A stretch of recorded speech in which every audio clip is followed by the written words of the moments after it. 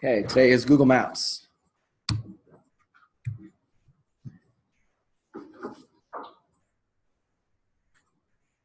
So one thing I asked every team to do was to create a new Gmail account. And if you created a new Gmail account for your team, the next thing that you can do with your new account, Google account, is you can sign up. You will have to sign up for a Google Maps API key. And if you don't have an API key, then you cannot run this Google Maps code. And so if you see this link here, developers.google maps, documentation, JavaScript, get API key, it'll tell you how to request an API key. Unfortunately, they give you a 12-month free trial. And so you can do everything for free, but you have to give them your credit card number. And so they won't charge you. And so you can do everything for free. If you want to, after this program is over, you can cancel everything.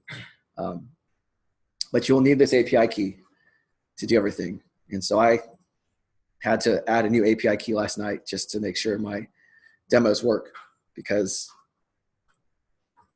I was using an old API key. If you use an old API key, or before you could use somebody else's API key, and then if everybody uses the same key, then you will reach your limit of what is free. And so then your key is dead. So make sure you go to that link at the bottom and get an API key. And you can use your team email address to log in to get the API key. So as you know,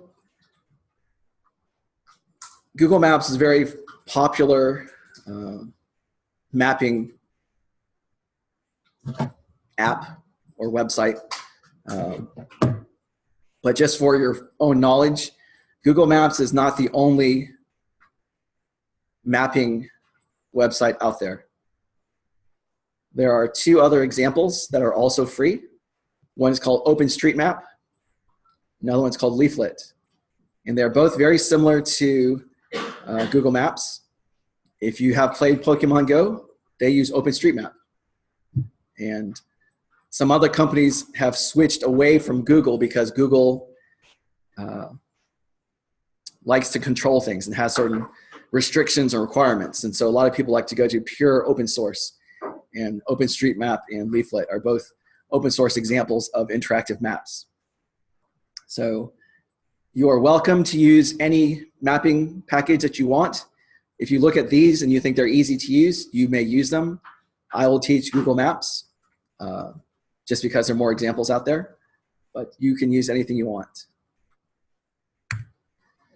As I said, today we're going to follow and go through the Google Maps API documentation. All their documentation tells you what you can do, and they give good examples how you do it. And so I'll just point out some of the basic things and a few little advanced things. For this particular class, I think one of the most important things that you'll want to do is to be able to load maybe the sensor GPS information, latitude and longitude for the database, and use that data to map sensor locations. Or depending on, every team has different project requirements, and so your database might be different, but you might also have the need to map the latitude and longitude for the polar sensor. Maybe somebody's wearing the polar sensor and you are tracking their, well, I guess he's wearing the polar sensor and carrying the cell phone. And maybe you're tracking his heart rate from your dormitory to the QI building. And so you can do that with the Google Maps because you have the latitude and longitude. You can plot every single point. And so we're going to show some of those things. So let's take a look at documentation. Oops.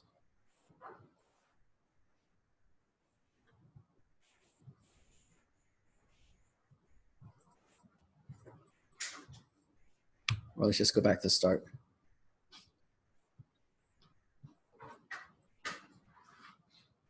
So this is Maps JavaScript API. And see how important the API key is? The very first link on the page, other than the overview, is how to get an API key. And so, even in blue on the overview, new users, before you can start using Google Maps platform APIs, you must sign up and create a billing account. And that's what you need to get your API key. And so now we're just going to look through some of these tutorials. After we go through the tutorials, we'll look at some code.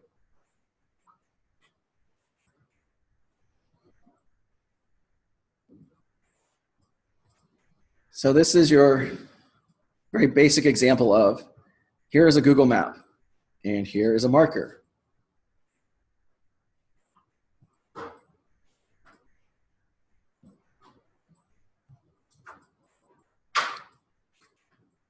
And we're going to look at the structure of a Google Maps HTML file is always very similar. And so on all these tutorial pages, there's always a picture of the map, and then there's a try it yourself where they give you the code. And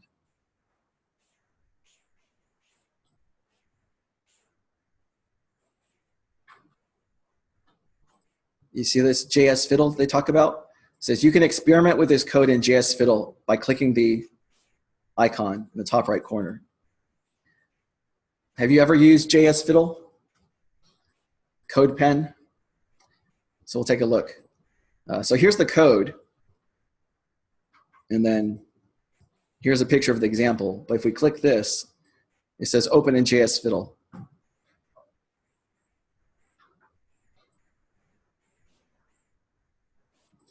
So what's nice is they take the code and they put it on this page for you, and then they let you run the examples in real time.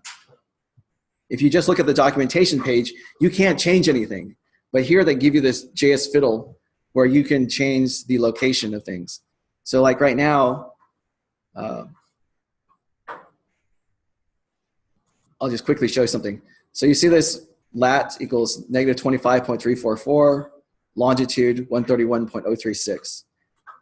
If I change this to a 5, and I hit run, so look at this point here, it's on the A of Australia. If I hit run, it's still there. Let me make a bigger change. 9.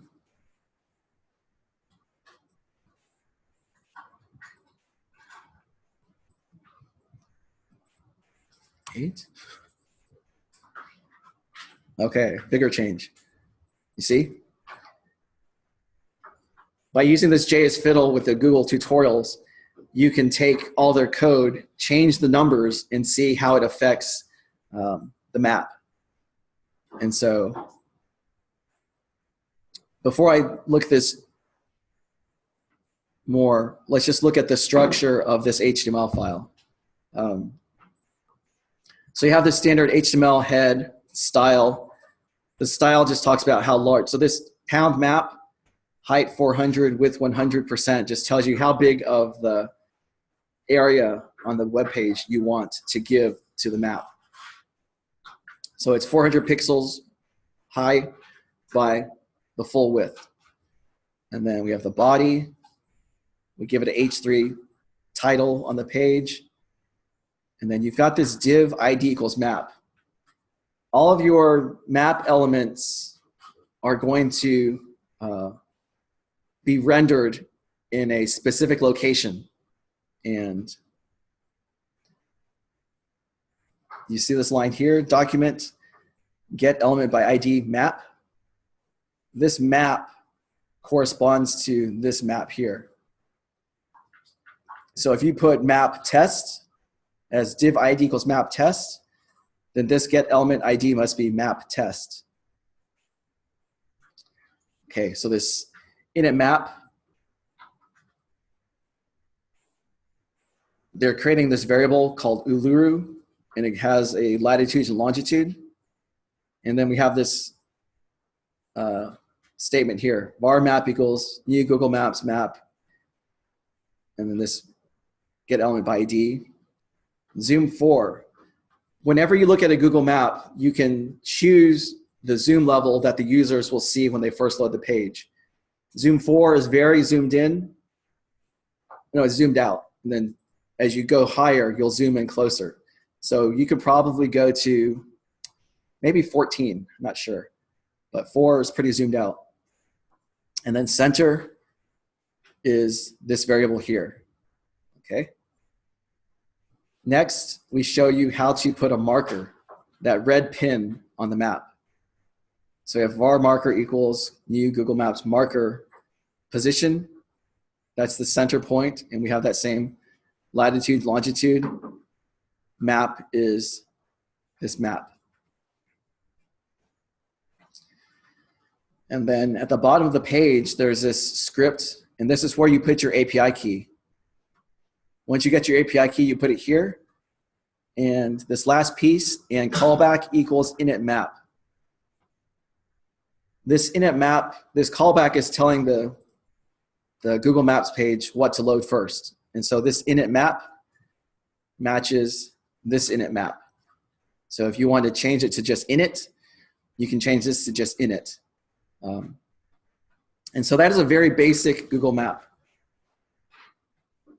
If we look at it in JFiddle, JS-Fiddle, as I mentioned, you can have a zoom of 4.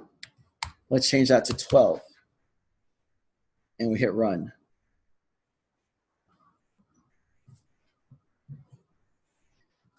Too big, maybe 8.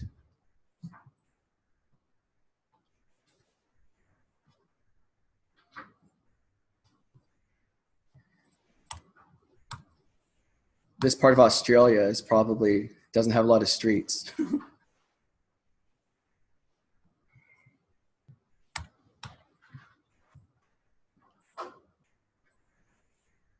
Yeah, we're in the forest here.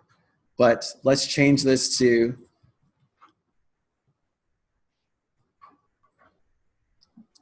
use my Pokemon database because I have real data. So let's take this point here.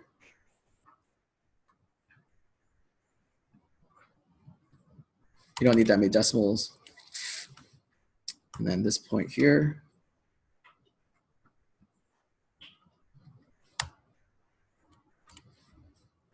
And then hit run. So now we are in San Diego with the zoom level 6. I can change that to 11. And so now you can see we're closer into San Diego. UCSD is over here. But like I said, a zoom level that is greater, bigger, will get you more detail down to the street level.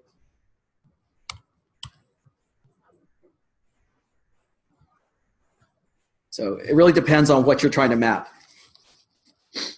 But so basically you can change the center location. This particular point here is what is the center when you first load. That loads as a center.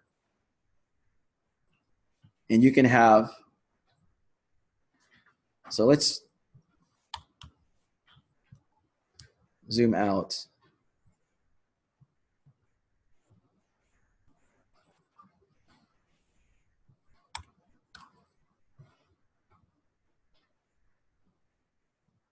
So let's do a different test. So they have this Uluru. Let's call this one IoT or QI. And let's take a different location.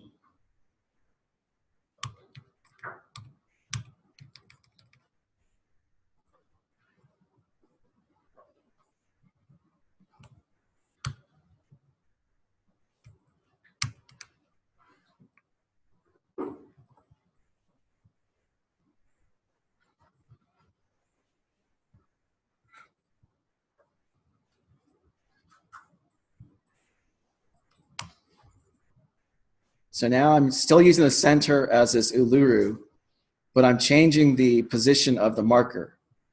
So it should keep this Escondido in the middle, but it should make this red point someplace else.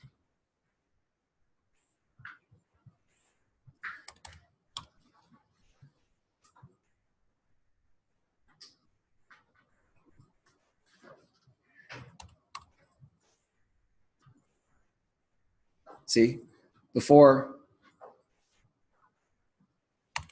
if I put Uluru back. So Escondido stays in the middle, and the Uluru point is here.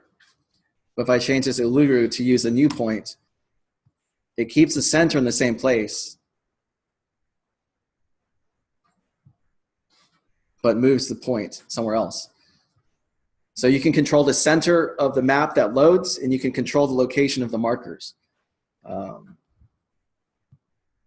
As I said, this div id equals map is an important thing. If I want to use map test, I can change this to map test.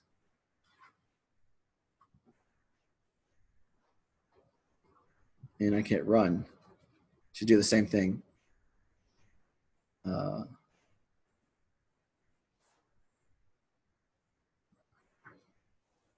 It's kind of slow.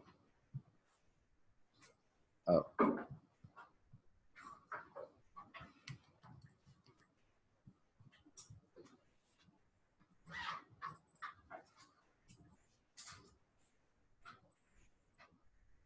Map test, map test.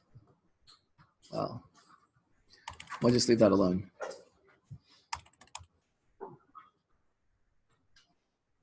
Oh, because I didn't have a map here.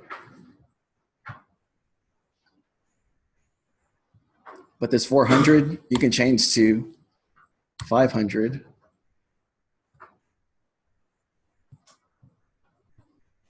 Or 200 to make it small. So you have control over different things. So that's all I'll show for the markers.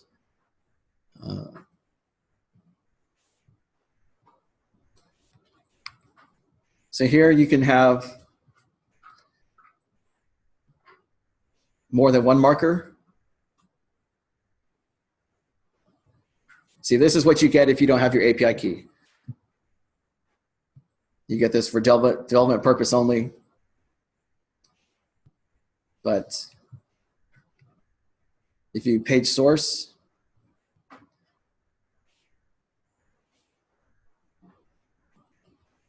so one thing I want to point out about this is this one has 3 locations using JSON that are hard-coded into the HTML of the web page. What we are going to do is we're going to get JSON directly from the database and not hard code anything here. But this is just an example to get you started of. They have this function and they've got this constant markers equals, and this is the JSON. This is the JSON string. And they have name, location, name, location, name, location. And so this function get JSON markers.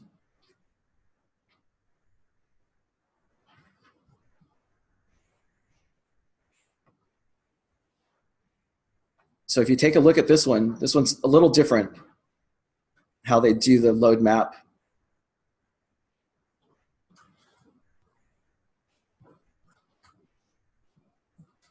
But this part here, load JSON data, constant hotel markers equals get JSON markers. So here's your function, get JSON markers. And so now the JSON markers are in this hotel markers. And then this is kind of like, with all the different languages, you've got a for each type loop. And so it's saying for each element of hotel markers, create this variable called hotel. So it goes one by one.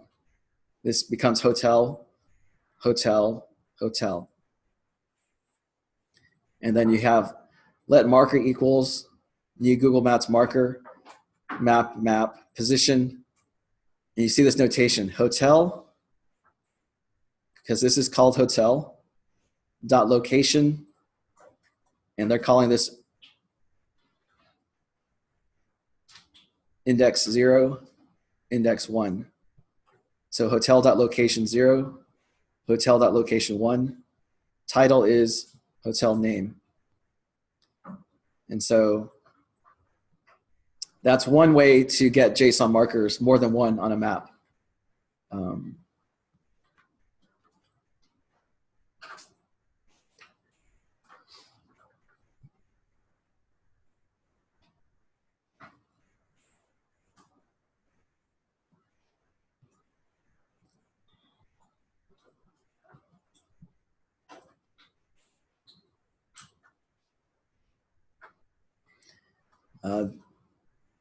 I'll point this out. I don't know if you'll want to use it, but there's something called this concept of clustering. And so you can see here that they've got this 15, 3, and 5. And the point of showing this is maybe there are 15 points that are so close together that they aggregate them into one cluster. If you double click it, it kind of zooms out and says, okay,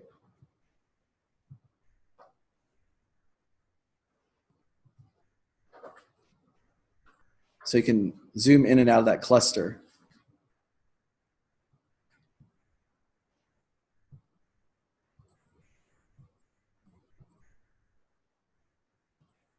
You see what happened? There are 2 points here. When you zoom out, it combines those 2 into this number 2.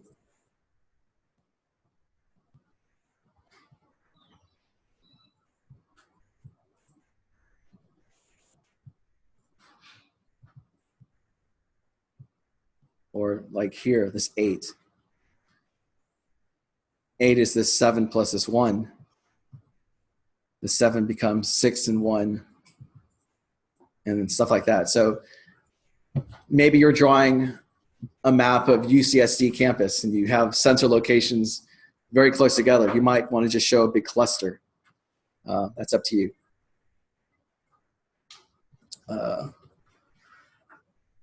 Like I said, we're just going to go through these examples. So the standard marker is that red pin. You have a choice. You can use a red pin. You can change the color of the pin to green, orange, yellow, blue. They have different markers available. You can Google for Google Map icons, and you can see those things. If you want something that I've done before, just because all my examples are Pokemon based, instead of using a marker as your location, so like here's my example of multiple markers, right? Instead of using red pins, I can look at my code that I spent a lot of time on.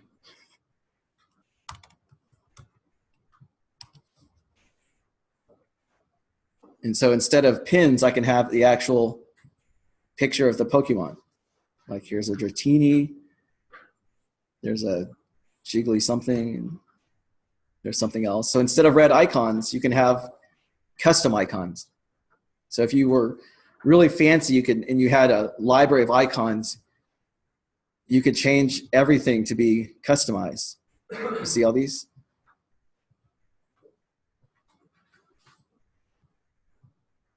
So I can use icons instead of just red pins. And so instead of this kind of very boring thing, you can get fancy and have pictures. That is above the minimum requirement. But just telling you that if you want to impress somebody, that is something you can do. The way I've done it is, just to show you the code. So I have this var image equals, and I have the URL of my image. And what's interesting about this image is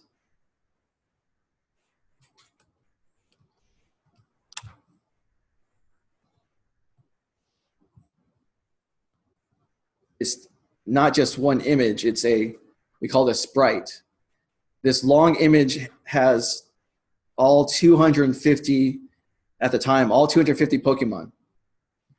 And so each Pokemon has a distinct number. Like this might be number 1, number 2, number 3, number 4. And using some math, you do the math of this number minus 1 times 50. You're giving a math saying, give me, if you remember my lesson about SQL statements, having offsets, you can offset 50, 50, 50, 50, so that I can say, I want the icon at 450, 50, or 600, 50. So I can move on down and grab a specific size icon at the location. And so that's something that we call using sprites. And so I tell it the size of the image, where to put it, things like that. And then this is the one line here that tells it to use my image instead of regular marker. So if I take that out and I reload the page,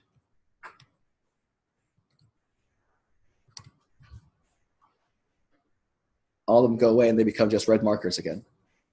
And so this icon : image is a special line that tells you what type of image to use.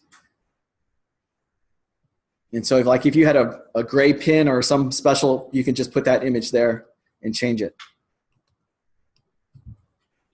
Okay.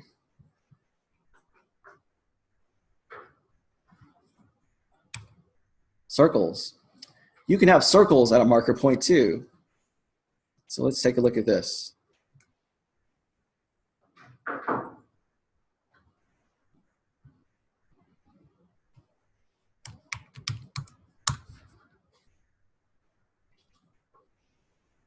So bad API key. So you can see here on this map, I've got 4 circles. We can look at the code, page source. And so for this example, I've got 4 hard-coded cities with latitude and longitude. And here, let me zoom in. So here we have the same function init map type thing. var map equals so-and-so, a zoom level, a center. So instead of that Uluru, we actually put the latitude and longitude here. And you have this map type ID, Google Maps map type ID terrain. Using terrain will give you stuff like this, like mountains and things like that. And you can see the terrain. You can change that to be roadmap.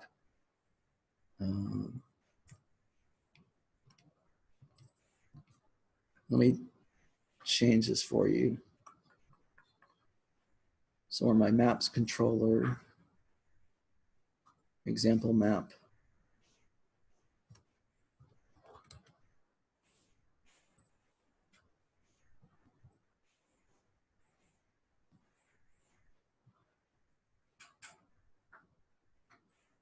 So I think if I did road map,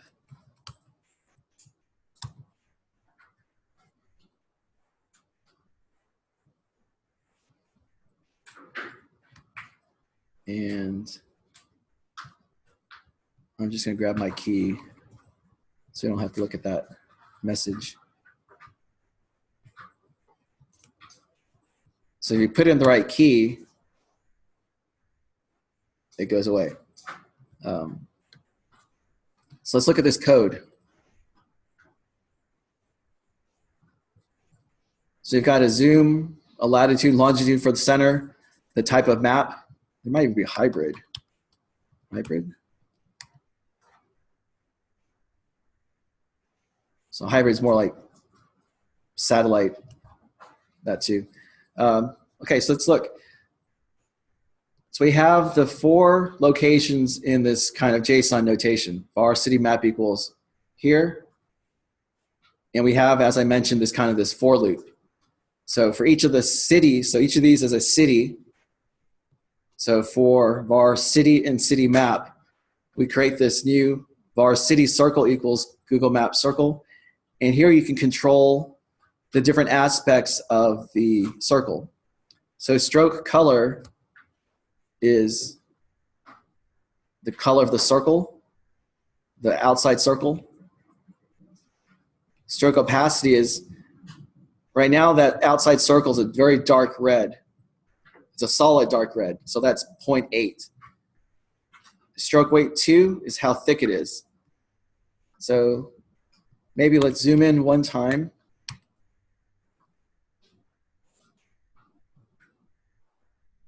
And so we can change this to some other number. So you can see I changed that outside red line to this, I don't know, dark line. And I can make that thicker,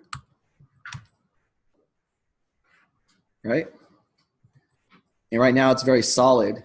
I can make it a little more see-through. So it's a little more opaque, transparent. Fill color is this inside color.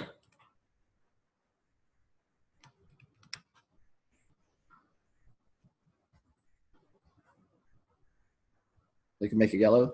So some examples are like, this could be your AQI. You might have a sensor location and you can decide how big you want the circle, but you could color it saying, okay, at this location, the AQI index is very high, so it should be like a dark purple color. Or maybe it's California. AQI is very good, so it can be green. See? So you can change the color of the circles. This fill opacity is how transparent that part is. So we can make it 0.05, make it very see-through. Too see-through, can't even see the map anymore. So you can make it stronger, but now you can't see what's underneath it. So you kind of have to pick a good number.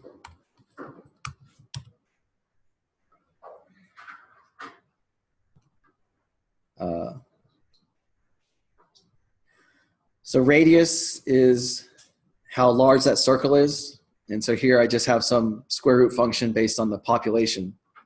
So a larger population has a larger circle, smaller population, smaller circle. So for you, if you want to plot sensor locations with circles, this is your example code. So basically, as a review, you can change the outside color, how strong it is, and how thick it is. And then you can change the inside color and how see-through it is. And you can change how wide the circle is by changing the radius. Okay? Like I said, today we're just kind of looking through examples of what you can do. And I think the circle method is something that you might want to do because it's a good way to demonstrate quickly to show this area has a certain AQI index. So let's see. Or you can draw a red pin and a green pin and a yellow pin. It's up to you. But at least with the circle, you kind of say, well, I know that this whole area has a good AQI. So you can kind of use a circle to demonstrate how far you know it's good. Okay. So info windows. Info windows are the small marker, or the small little windows that pop up when you click the marker. So let's go back to this guy.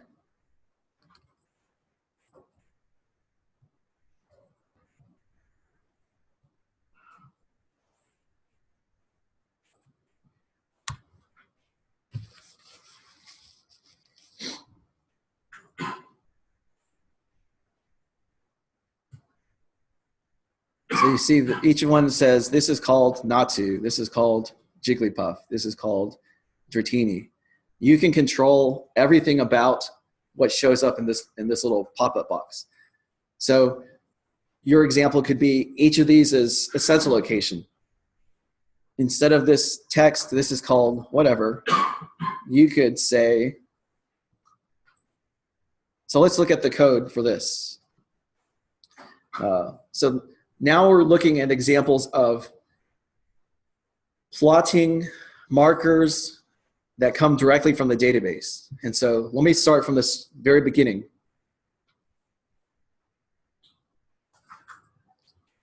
So to do this, I have two route blocks. One of the routes is for, so you see this maps fake sensors. This first one is the page that I'm loading, right? So I've got maps fake sensors and my function is called fake sensors. But then I have another one that I go to just to get the JSON information. And so there are two pieces, one that gets the HTML page and one that gets the JSON. And so let's take a look here. Look at this first one. So I have a maps controller.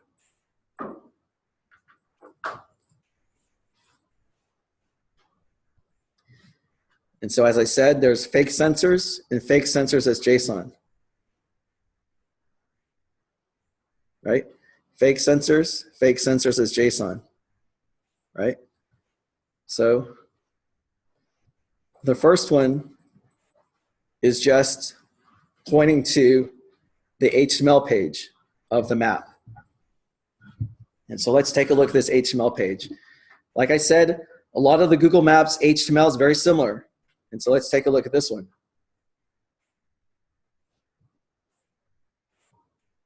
You've got the title. So I'm using jQuery because we need to dynamically get the information from the database. And so we get the information from the database by loading a web page that has that JSON information. So just like I said, I've got two routes, one for the HTML page, another for the JSON. So this one says URL maps fake sensors as JSON. And so if I went to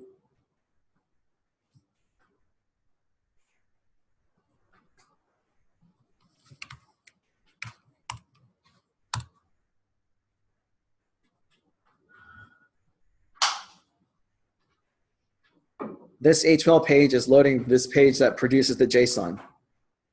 Raw data looks like this, fancy, formatted, looks like this. And so I'm going to show you how do you make this JSON. That's probably the most difficult part about Google Maps is, and also next week we'll talk about Google Charts. The most difficult part is getting the JSON right and loading the JSON and grabbing the data from the JSON. And so here's my example. Maps fake sensors as JSON. Here's the JSON that comes out. Let's look at how we make that JSON. So here's our URL. Maps controller, fake sensors as JSON. So here's my code that we use to get the JSON data. So as I said before, I'm teaching you MVC code, model view controller. We're looking at the controller right now. So I've got this try map data equals this maps get fake sensors by feeds ID. So I've got this model function, get fake sensors by feeds ID. So now we go to the maps model where all my SQL queries are stored. So you see this get fake sensors by feed ID. I was passing in 3 as a parameter.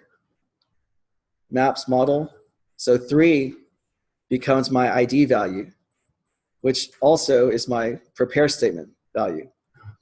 And so here you have to, this is where you write your SQL. So my SQL in this case is joining my Pokemon table to my feeds table, but you'll have whatever,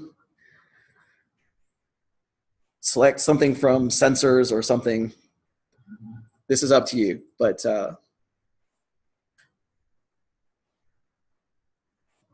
let me show you what it does. So I got my SQL.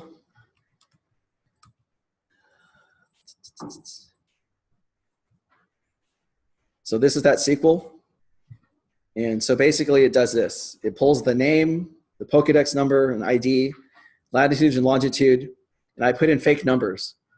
100 as S1, 150 as S2, 300 as S3. So I put fake numbers in there. So in my table, I don't have like in your table, you've got like an S1 field, an S2 field, or CO2, PM2.5, temperature. You've got all those. But for this example, by using this notation, 100 as S1, I can create a fake field. 150 as field S2, 300 as S3. So I can grab those, and those come out of the query. So I've got SQL statement. I prepare it with a SQL. I execute it with the ID, which comes into the function as number 3. And I do fetch all because I know that I'm getting more than one record. And I store it in this results. And then I return the results. So this results gets sent back to here, map data. So if there is map data, then I make this array. But let's say I change this to 300. And I run the selection. There's no map data. So if I change this to 300, and I load the map, there's nothing there because this becomes a false statement because there's no data in that map data. So map data either contains data or it does not. So that's why we can use this if. If has data, then it's true. So then we go in, person array equals this square bracket. So I'm just initializing this person array. And so in PHP, the for each statement is kind of like backwards from the jQuery. So for each map data, I create a person.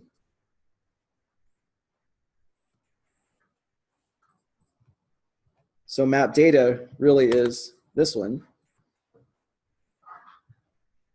So it looks like this. It goes through each record. This becomes person, person, person, person. So this notation, person array, square brackets, means I want to add a new element into person array. And so into person array, I want to add an array of data. So I create this array, and I say ID points to person ID. So this is this one. Name equals person name becomes this one. Dex equals person Pokedex. So you don't have to have the same array, associative key. So this one's Pokedex, but I just want to type in Dex. So this is Pokedex, but when I refer to it later, I'm just going to refer to it as Dex. Center looks a little different. Center, I'm pointing to an array of the latitude, longitude. So you can see center points to array, lat, person lat, person long. See? Population is always 2000. S1 equals person S1, S2, S3. So this person array, so now I've got this person array. And if you remember, I said, if I want to return the data as JSON, we use this notation. Response with status 200, with header content type application JSON, write JSON encode. So I want to convert my array of data into a JSON string. So I use JSON encode person array, and then just add this JSON numeric check. We'll kind of, sometimes we have number data, it kind of gets a little messed up. So this JSON numeric check kind of fixes some things. And that's it. So this person array, let me show you that JSON again. So this JSON is this code here. So you can see ID, person ID, name, dex, Pokedex number. And you can see the center is an array of latitude, longitude, population, blah, blah, blah, blah. So each of these is you can see 0, 1, 2, 3, 4, 5, 6, whatever. Each of those is the person, right?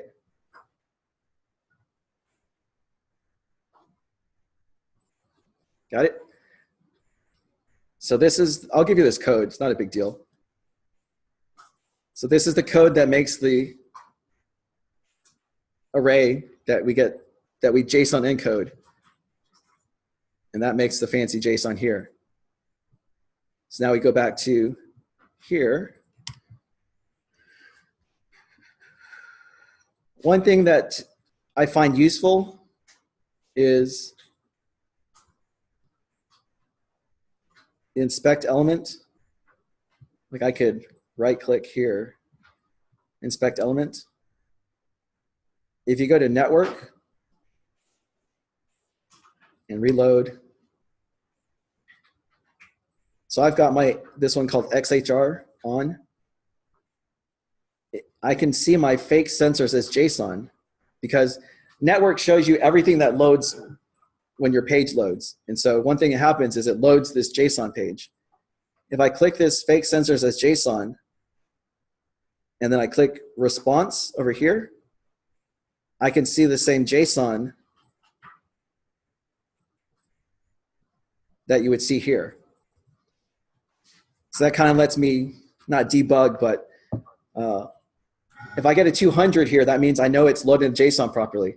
If I get a 400 or 404, then I know that it's not going to load my JSON because there's some sort of error. So, or if you want, you can click on this and then right click, open a new tab. And then it will load that page. And so it loads that JSON page. So that is also very useful. Okay, so let's go back to the code. Like I said, today is all about looking at code. So here we have the controller that produces the JSON. So now let's go back to the page because we're talking about info windows. So here's my jQuery that you can copy. The most important thing is give the URL that has your JSON data. Got this var map, var active window, info window. That same little init map, I give it a center location of latitude, longitude.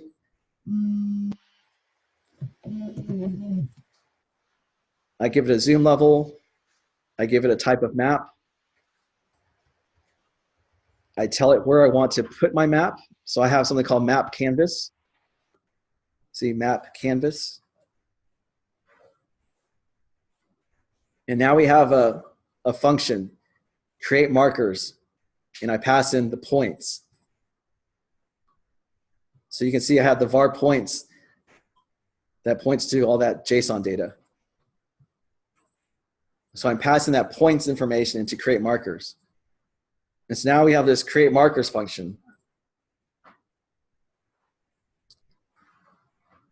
Let's see. So you've got this create markers function, and I'm passing in points.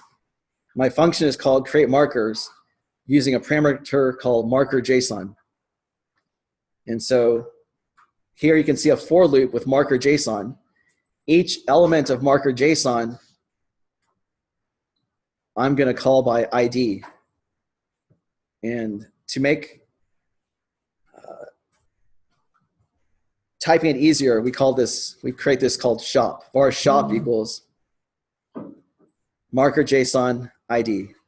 Shop, it doesn't have to be shop. It's just something I borrowed the code from. So shop equals marker, JSON, ID. Here's my code that I mentioned before that I want to use the image. So if there's a field in the JSON that you want to use, so those are my fields.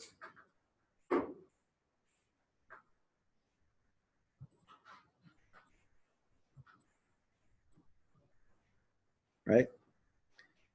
So all those fields are available to me to use in my functions. So I'm using this shop.dex. So DEX is, in this case, the first one's going to be 179. The next one will be 246. And so it's using this parse integer 179 minus 1 is 178 times 50, blah, blah, blah. That creates the origin. Then I create this marker. The position of the marker is shop.center. You see I have a center. Each of the points has a title, shop.name, Mareep. Each of them has a shop ID value, shop.id, 5924. So the title, if I hover over it, you can see that pop up right at the bottom. So that's not the info window, that's just a title. So that's a very automatic thing. But we want to create the info window.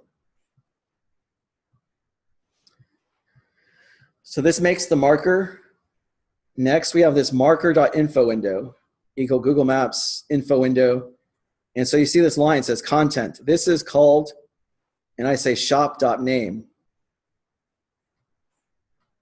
Shop.name is going to pull up, this is Mareep. This is Larvitar. This is Larvitar. This is Chansey. But I could, right now it's not formatted much, but I can add HTML formatting. Div, and I could say strong.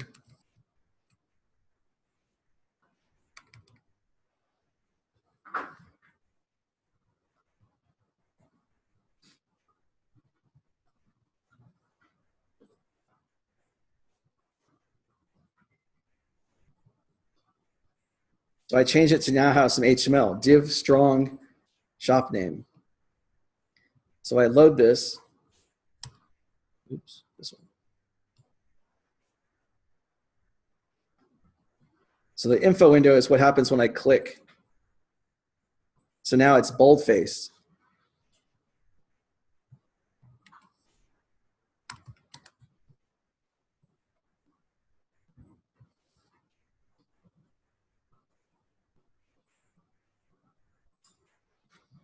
See, Larvitar is the Pokemon. Natu is the Pokemon.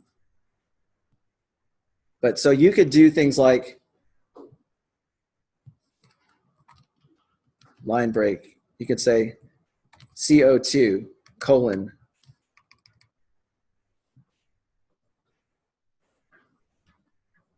And I can use shop.s1.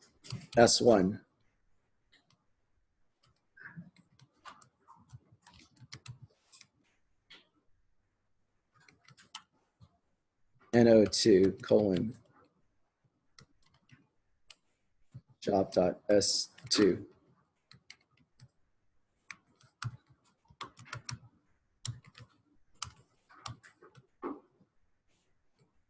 PM25.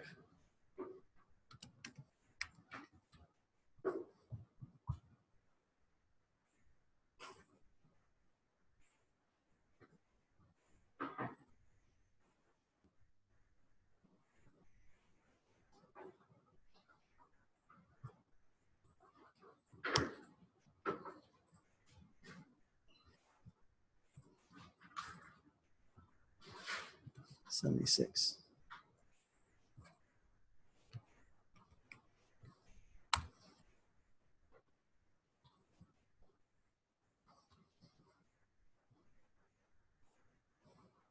Oh, strong CO2 plus.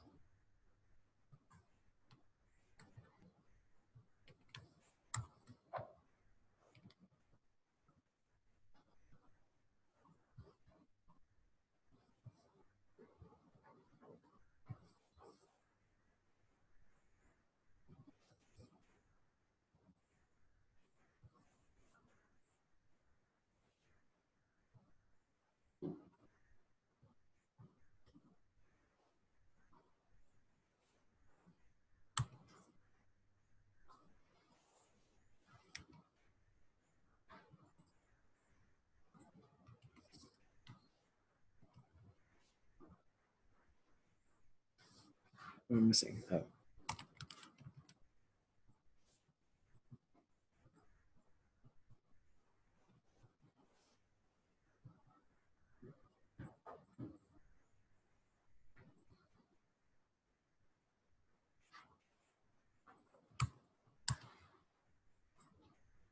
Come on. 80, 75.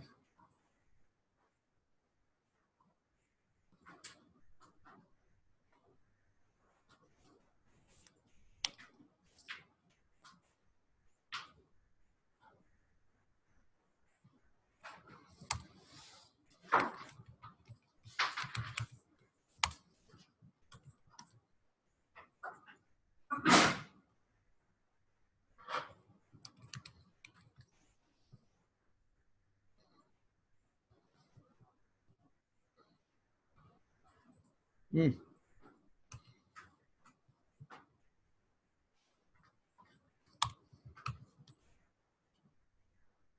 Okay.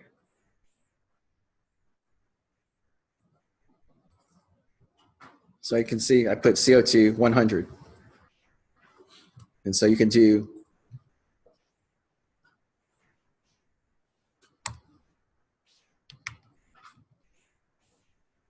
so you can add all the other ones, CO2, NO2, if you want to. Just if all your sensors had different points, you could have little info windows everywhere that had the sensor locations.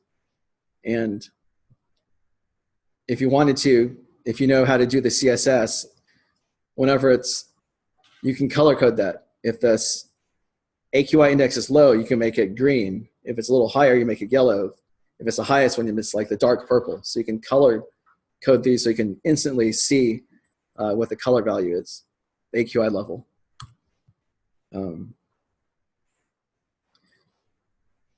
And so that's how you draw the info window, and that opens it. This active info window just helps you to spend a lot of time on this. When you open one window, it closes the other. Because like right now, you can close it, but right now, opening one will close another one. So you can do all those things. And so that's it. You've got the map canvas, you got your API key. So for this, the biggest thing to remember is you have a jQuery block that loads JSON from your database. And that JSON block is in this URL line. And then you have a function that creates the markers from that data here.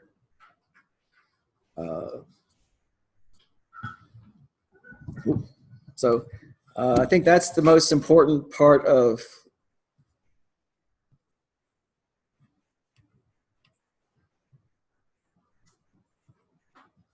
info windows. See, that's the end. But if I go back to this documentation, you can see using MySQL and PHP with maps. I don't like this demo as much because they use an XML file where we want to use JSON. But it's similar, but it's a lot more complicated. But you have this same marker here. You have the add listener.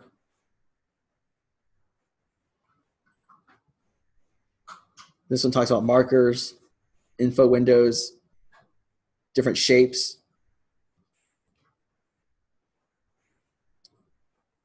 If you wanted to, you could draw lines or let the user draw a line, and then you can get the coordinates of the line. I don't know if anybody's project has a need for that, but you can do all those things.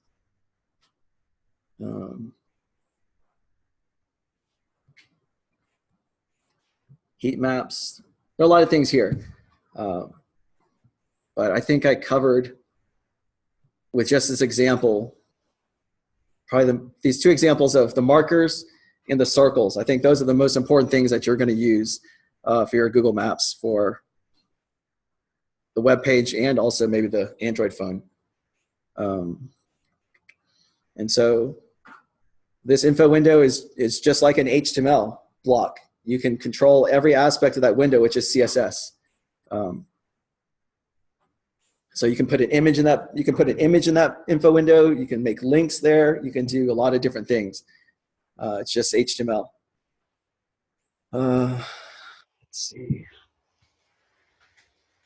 I think that's all I have for this particular lesson. But I want to also, there might be some questions about, like I know in somebody's presentation they were showing and had some questions about the dependencies files and things like that. So let me run through that real quick. So I don't have all the answers of what all these dependencies are, but I can tell you what I had to do to make it work. So for today's example, I'm using a maps model. So I just use this container, called it maps model, put this as maps model. Maps model is the name of the file. So in my directory, I've got some models. So I've got maps model.php. So that's where this should go. App model, maps model, and then return maps model. And I'm using this inside my controller. Container apps, app controller, maps controller. And so this one, I don't know if you've noticed, you might have had some problems outputting HTML before because I didn't have this line in, for the example that I had in my last demo, I was just outputting JSON or just spitting out echoing text. I was not rendering pages. So if you want to render a page, you have to include this view. So there's a difference here. So this one will not fully work. You need something like this one.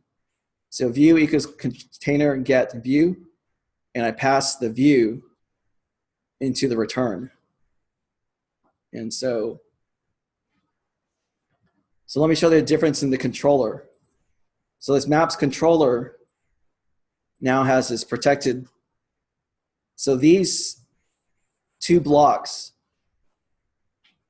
are different than all the blocks we had in the past. Like this Pokemon controller, I went from the final class to the public functions. But in order to use the models in the controller, we have to have these protected functions or variables. So now the best examples are the maps, is the maps controller, the maps model, because they have the protected view, and you can see the view here, and you have this view, things like that.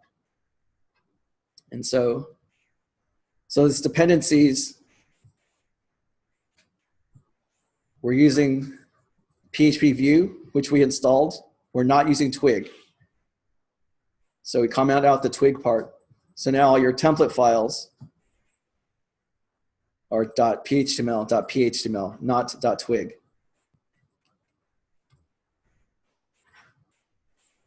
As I mentioned, we're using PDO. We're not using MySQLi. And then these are the container blocks, controller, model. And then settings. Let me just mention this here. I've got two blocks here. The first block is the settings for your local setup. The second block is my connection information for the public server.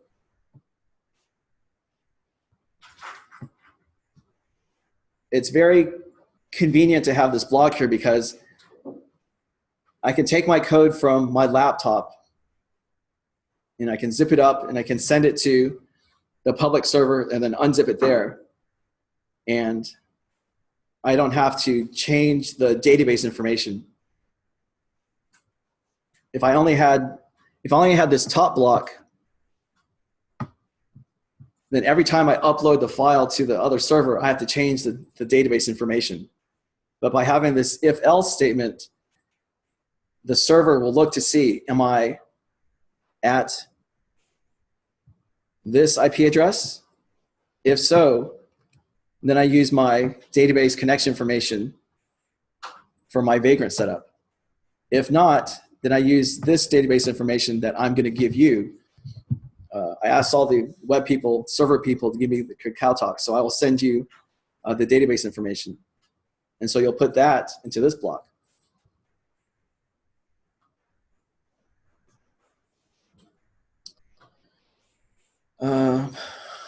This is, so we create this DB array. This just tells it to use those settings. That's it. Routes, you know what routes are, middleware, we're not touching. If you want in your templates, you can, like for all my examples today were based on maps. So I created a maps folder. So in your controller file, you can render maps / something.html. So you're allowed to use folders inside your render statement.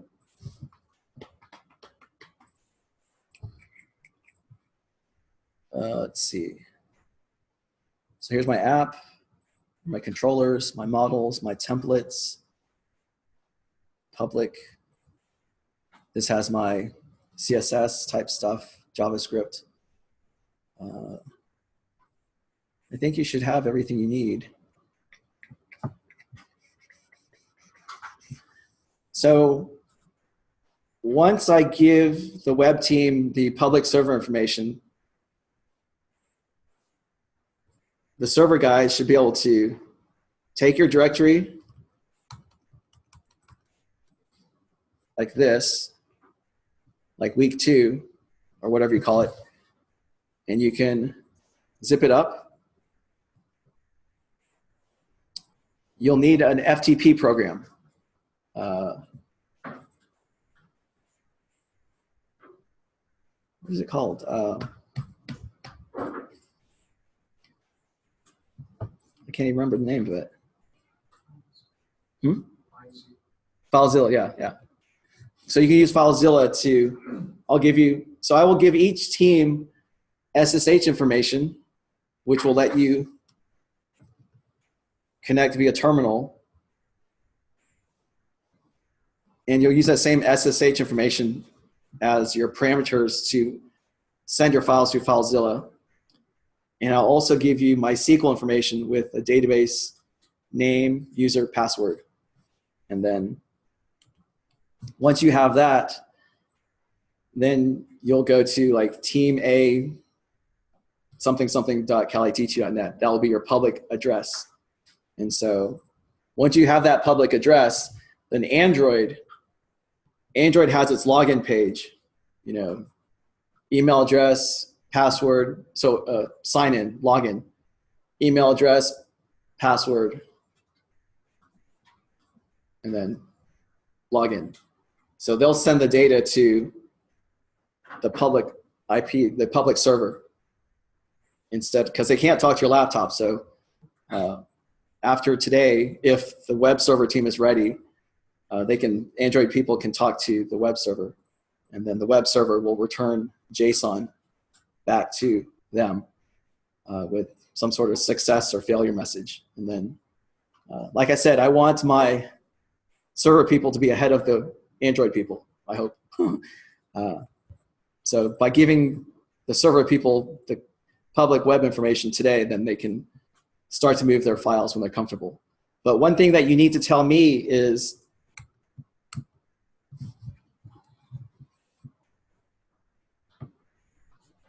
the name or location of your files. So if I showed you at the very beginning,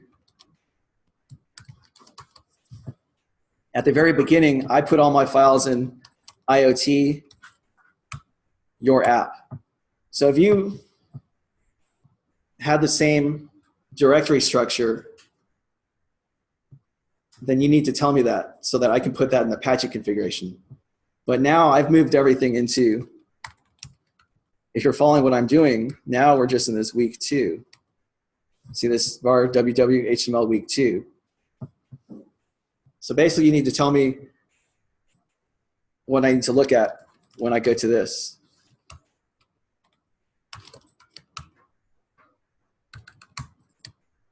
So I need to know the exact path of where your, basically give me the path of where your public file is.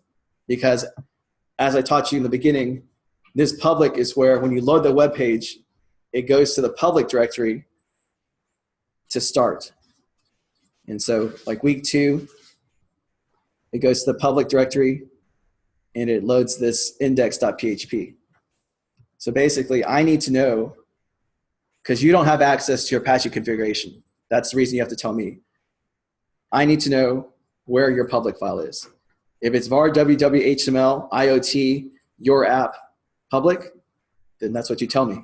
If you're following me, var www HTML week 2 public. So when you're ready and you have moved the files, let me know, because your pages won't load until I know that information.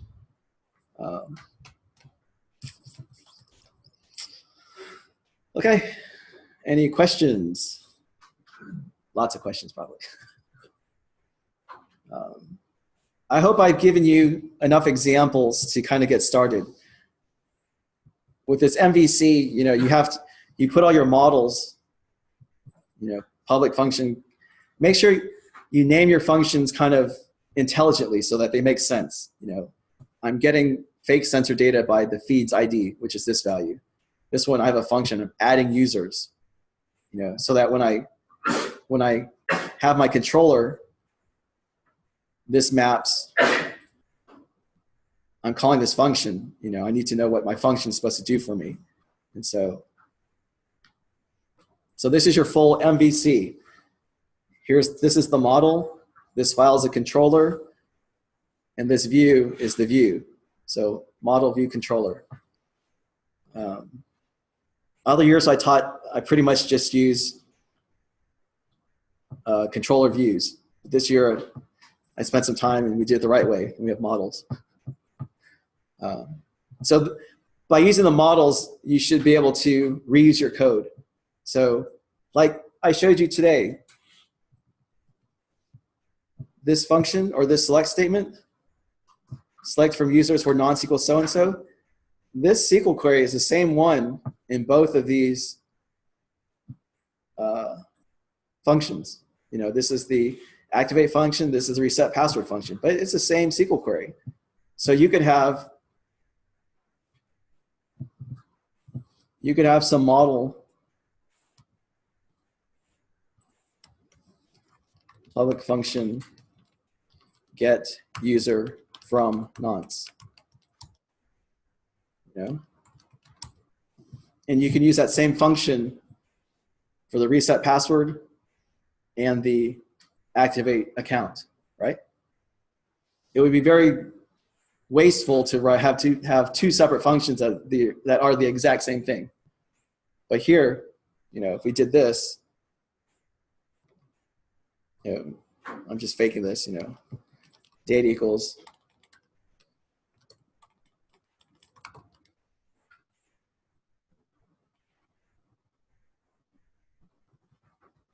you'd have something like that.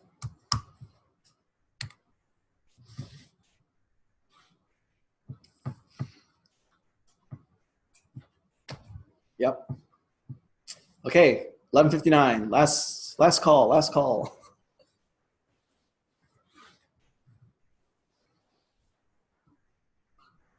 Okey-doke.